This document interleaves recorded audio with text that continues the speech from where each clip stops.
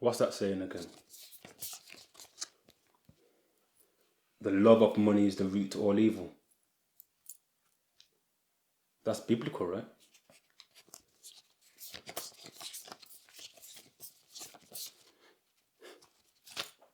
I bet you've made your assumptions already, innit? Go on, what is it? Drug dealer. Roadman. Aggressive. How about daddy issues as well? A menace to society. That's a good film, actually. It's a good film. But can you blame people for wanting to make tax-free money? All right, cool. Let's break it down. So, born into poverty as an ethnic minority or working class, yeah, raised in a broken home in an inner city jungle, unchecked or undiagnosed mental health problems from primary school, well, in fact, maybe younger, especially if they were exposed to abuse, whether that's violence, sexual, emotional, verbal, neglect. Let's not forget about the unrealistic expectations of an education system that's, well, let's face it, racist on a systemic level. Yeah, I know it might sound like I'm speaking all this doom and gloom, but hear what, man? This lockdown period has really made me think, and I'm talking really made me think. Like, I wasn't in a position to stay at home and receive 80%. I run my own business, so I had to deal with a different set of challenges. Yeah, but this COVID-19 has hit people hard. It's like 1 week everyone's cool, doing their thing, going about their everyday lives. The next moment, Boris Johnson puts the word out, then boom, we're in lockdown. And no matter what you want to say about all these conspiracy theories, the reality is, the fact is, people have died. People have lost loved ones, lost their jobs. The economy slumped. And the world's never going to be the same. I suppose it's all about how do we bounce back now, isn't it? And just as I was trying to figure out the answer to that question, George Floyd gets killed by a white police officer in the United States of America. I mean, wow. Where do you even begin? If it wasn't for some of the people I've got around me in my life, I reckon I would have had a breakdown a long time ago, you know. This isn't new. It's been happening for years, centuries.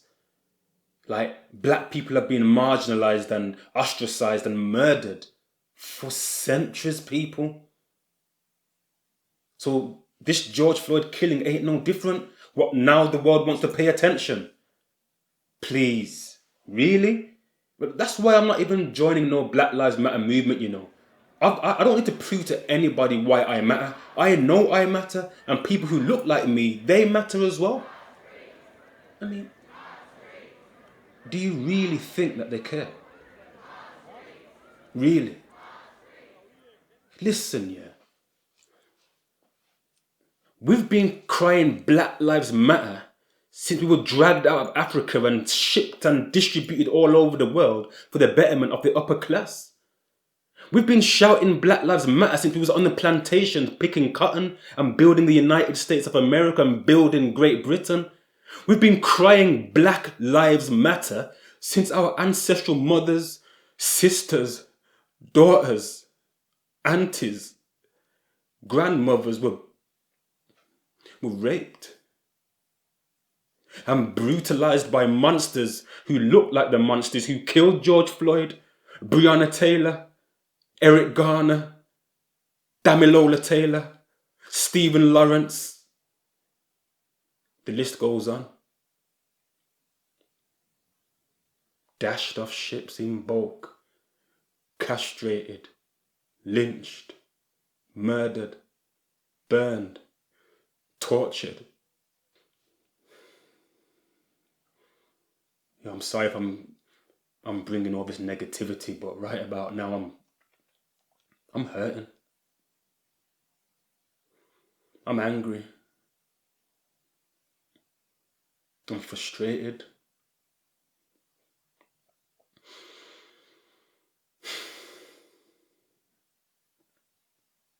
And I'm tired. Add COVID-19 into the mix and you got yourself a black man who's at a boiling point right about now. Where or what is the remedy for that? And I get it. I get it. The marching, the protesting, being visible. I get it. But for me, I don't have to prove to anybody that I matter and why I matter. I know I matter. Family, health, building a legacy, and surviving out here in this corrupt world.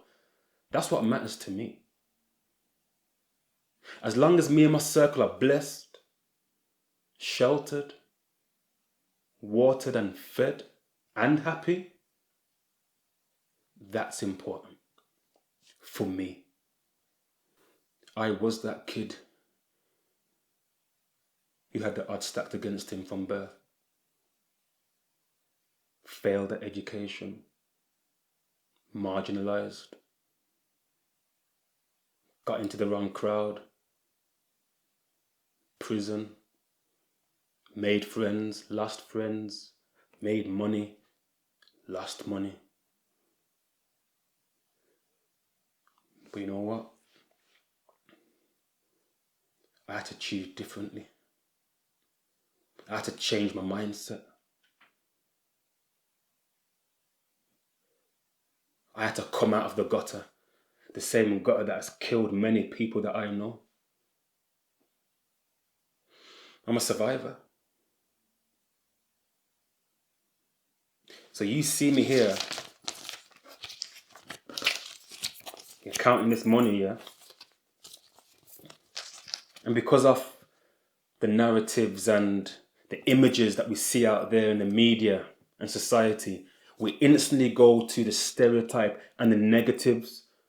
But what if I was to tell you, yeah, that I'm the owner and founder of a legitimate legal business that I've worked my ass off to build up from the start? And this money right here, it ain't drug money. It's for my brother. His 16th birthday. I can give this to him. He can put it in the bank, save, add to it, and hopefully in the future invest it into something or somebody. Perspective, people.